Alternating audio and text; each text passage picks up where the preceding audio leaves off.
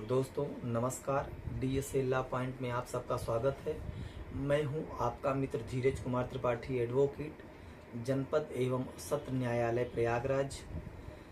आज हम लोग अपने बहुत ही महत्वपूर्ण विषय जो कि सौदा विभाग से संबंधित है कि तीसरे लेक्चर में आज हम लोग आगे के विषय को पढ़ेंगे। यह सौदा विभाग पर आज अंतिम लेक्चर होगा।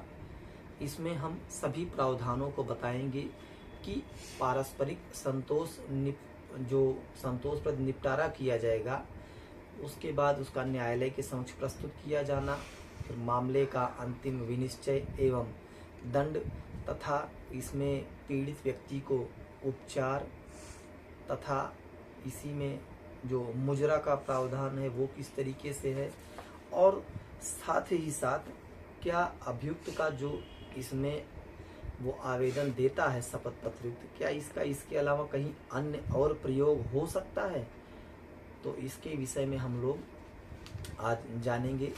तो धारा 292 बताती है कि पारस्परिक संतोषप्रद निपटारे की रिपोर्ट जो है वो न्यायालय के समक्ष प्रस्तुत किया जाना।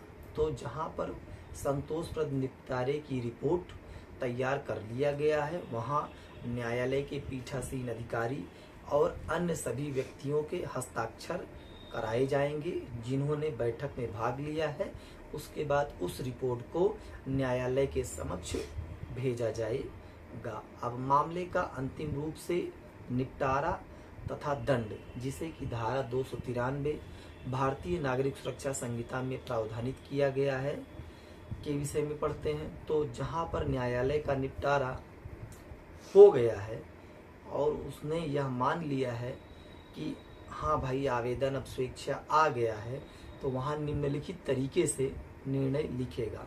सबसे पहला, न्यायालय पीड़ित व्यक्ति को निपटारे के अनुसार प्रतिकर दिलवाएगा, अभियुक्त को सदाचार की परिवीक्षा या भर्त्सना के पश्चात छोड़ने का आदेश देगा, जिसमें कि अपराधी परिवीक्षा अधिनियम 1958 के अनुसार उसे परिवीक्षा पर छोड़ सकेगा। अब इसके बाद दंड कैसा दे सकेगा, तो दंड इसमें दो प्रकार का दिया गया है। धारा 293 में जो दिया गया है कि एक तो उसे आप भर्त्सना के पश्चात या परिवीक्षा अधिनियम या प्रतिकर दिलवा करके किया जा सकता है।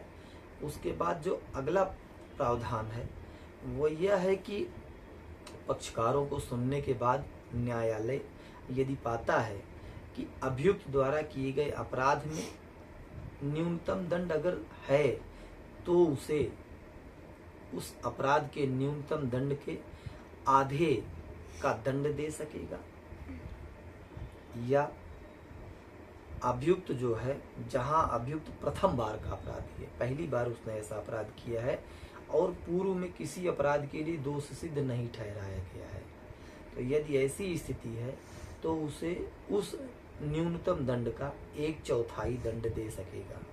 तो यहाँ पर एक बहुत ही बड़ा महत्वपूर्ण प्रश्न प्री का बनता है कि सौदा विभाग में यदि न्यूनतम दंड का प्रावधान किया गया है, उस दशा में यदि कोई अभियुक्त ऐसा अपराध स्वीकार करता है या ऐसे अपराध में सौदा विभाग का आवेदन करता है, तो उसे कितने दंड से दंडित किया जाएगा। तो पहला तो आधे दंड से दंडित किया जाएगा उसके, और यदि वह पहली बार का अपराधी है, पूर्व दोष सिद्ध नहीं किया गया है, तो उसे उस न्यूनतम दंड के 1/4 दंड से दंडित किया जाएगा। और जो दूसरा तरीका है दंड देने का, यदि जो है सब न्यायालय अपनी पक्षकारों को सुनने के बाद, सब कुछ करने के बाद, यदि उसमें न्यूनतम दंड का प्रावधान नहीं है, तो जैसे कि बी और सी में नहीं आता है, तो अभियुक्त को ऐसे अपराध के लिए उपबंधित जो बढ़ाए जा सकने वाले दंड के 1/4 का दंड से दे सकेगा। और जहां अभियुक्त प्रथम बार का अपराधी है और उससे पूर्व दोष सिद्ध नहीं किया गया है, तो उसे 1/6 मतलब 1/6 भाग से दंड दिया जा सकेगा। अर्थात कि जैसे किसी चोरी का अपराध हम ले लेते हैं, उसमें 3 वर्ष का कारावास दिया गया है, तो उसमें कोई न्यूनतम दंड नहीं दिया गया है। तो उसमें जो इसका डी पॉइंट है 293 का डी, इसमें उसे 1/6 दंड के जो है मतलब कि 3 वर्ष का जो 1/6 भाग बनेगा, अर्थात कि 12 तिहाई 36 महीना हुआ, तो 36 का 1/6 मतलब 6 महीने का यदि वह सौदा विवाह का आवेदन करता है तो उसे 6 महीने के दंड से दंडित किया जाएगा। अब धारा 294 प्रावधानित करती है न्यायालय का निर्णय, न्यायालय अपना निर्णय खुले न्यायालय में सुनाएगा तथा उस पर जो पीठासीन अधिकारी होगा वह हस्ताक्षर करेगा। अब ऐसे निर्णय का अंतिम होना, तो धारा 295 सौदा विवाद के उपचार को बताती है कि जो भी पीड़ित होगा ऐसे निर्णय से, उसके पास क्या उपचार है, कि उस आदेश के होने के बाद वह कहाँ जा सकता है, किस न्यायालय में जाएगा। तो यहाँ पर बहुत महत्वपूर्ण प्रावधान होगा कि सौदा विवाद से दिया गया निर्णय अंतिम होगा, उस निर्णय से कोई अपील किसी अन्य न्यायालय में नहीं दाखिल की जाएगी, ऐसा इसमें प्रावधानित किया गया है। अब अपील नहीं होगी तो बात फंसती है कि अपील जहां पर प्रावधानित होती है वहीं उसका प्रयोग कर सकते हैं, क्योंकि अपील एक संविधि प्रदत्त अधिकार है, स्टेचुअरी राइट है। अब इसके बाद बचता है हम रिवीजन में भी जा सकते हैं, क्योंकि रिवीजन कहीं लिखा हो या ना हो, अगर अपील का प्रावधान नहीं है तो हम रिवीजन में जा सकते हैं। लेकिन उसके अलावा यदि हमें उच्च न्यायालय में जाना है तो अनुच्छेद 226 व 227 के माध्यम, रिट के माध्यम से जा सकते हैं, तथा सुप्रीम कोर्ट में उच्चतम न्यायालय में अनुच्छेद 136 विशेष अनुमति याचिका, जिसे स्पेशल लीव पिटीशन कहते हैं, के माध्यम से उच्चतम न्यायालय में जा करके हम अपना उपचार प्राप्त कर सकते हैं। तो जो सौदा विवाद के आवेदन होने के बाद, कार्यवाही होने के बाद जो भी पीड़ित पक्षकार है, चाहे अभियुक्त हो चाहे पीड़ित व्यक्ति हो, दोनों में से कोई हाई कोर्ट अनुच्छेद 226 व 27 के तहत तथा सुप्रीम कोर्ट में अनुच्छेद 136 के तहत जा सकता है। अब इसके बाद है कि सौदा विवाद जो है में न्यायालय की क्या शक्ति होगी। तो सौदा विवाद का जब वो शक्ति का उपयोग कर रहा है तो उसमें जमानत या अपराधों का विचारण, मामले के निपटारे से संबंधित अन्य विषय के बारे में निहित सभी शक्तियां होंगी। तथा इसमें एक बहुत महत्वपूर्ण प्रावधान मुजरा का भी दिया गया है, जो कि अनुच्छेद 200 धारा 297 में प्रावधानित किया गया है। उसमें यह है कि आप सौदा विवाद का मामला जब निपटाया गया है उसके पहले जितना दिन आप जेल में रहे हैं उस अपराध के तहत, तो वह निरुद्ध की अवधि आपको जितना दंड दिया जाएगा उसमें से मुजरा कर ली जाएगी, सेट ऑफ कर ली जाएगी, घटा दी जाएगी। इसे धारा 297 प्रावधानित करती है और धारा 468 में मुजरा से संबंधित स्पेशल प्रावधान किया गया है। इसके बाद धारा 299 सबसे महत्वपूर्ण, कि अभियुक्त ने जो कथन सौदा विवाद का आवेदन करते समय शपथ पत्र के माध्यम से माननीय न्यायालय में दाखिल किया है, उसके कथन का प्रयोग क्या कहीं और किया जा सकेगा। तो धारा 299 भारतीय नागरिक सुरक्षा संहिता इसे रोकती है। कहती क्या है कि धारा 290 के अधीन फाइल किया गया कोई आवेदन जो उसमें कथित तथ्य हैं या कथन है, उनका प्रयोग इस अध्याय मतलब सौदा विवाद के अध्याय के अलावा किन्हीं अन्य प्रयोजन के लिए उपयोग नहीं किया जाएगा।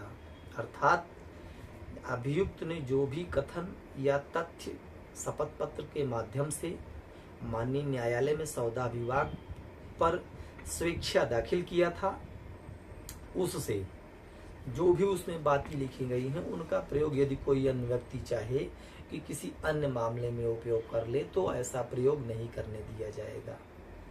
तो दोस्तों, हम लोगों ने आज सौदा विवाद के संबंध में पूरे प्रावधानों को 3 अपने महत्वपूर्ण भागों में पढ़ लिया, इसको समझ लिया, क्योंकि ये बहुत महत्वपूर्ण प्रावधान है। इसमें प्री के क्वेश्चन भी बनते हैं और मेंस का एक क्वेश्चन आता है कि भारतीय नागरिक सुरक्षा संहिता में आप सौदा विवाद प्री बार्गेनिंग से क्या समझते हैं, इनमें ऐसे कौन से अपराध हैं जिनसे आवेदन किया जा सकता है, इसकी प्रक्रिया क्या होगी, इसमें दंड क्या होगा, पीड़ित को उपचार क्या होगा, ये सारी बातें।